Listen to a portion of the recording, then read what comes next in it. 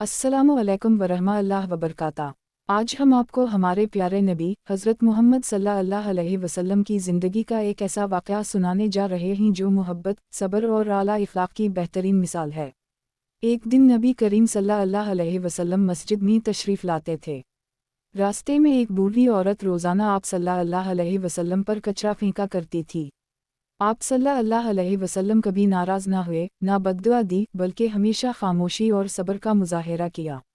एक दिन वो औरत नज़र ना आई। नबी करीम सल्लल्लाहु अलैहि वसल्लम ने पूछा, वो औरत कहाँ है? लोगों ने बताया कि वो बीमार है। ये सुनकर नबी करीम सल्लल्लाहु अलैहि वसल्लम इसके घर तशरीफ़ ले गए, इसकी इयादत की, इसका हाल पूछा और इसके लिए दुआ की। ये देखकर वो औरत हैरान रह गई।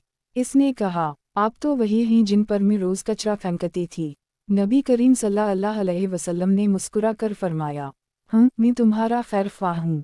ये हस्न इफ़लाक़ देखकर वो औरत फ़ौरन मुसलमान हो गई। ये है हमारे नबी सल्लल्लाहु अलैहि वसल्लम का किरदार। नफ़रत के बदले मोहब्बत, बदसलूकी के बदले दुआ। हमें भी चाहिए कि अपने नबी सल्लल्लाहु अलैहि वसल्लम की सुन्नत पर अमल करें। जज़ाकिमुल्लाह खैरन।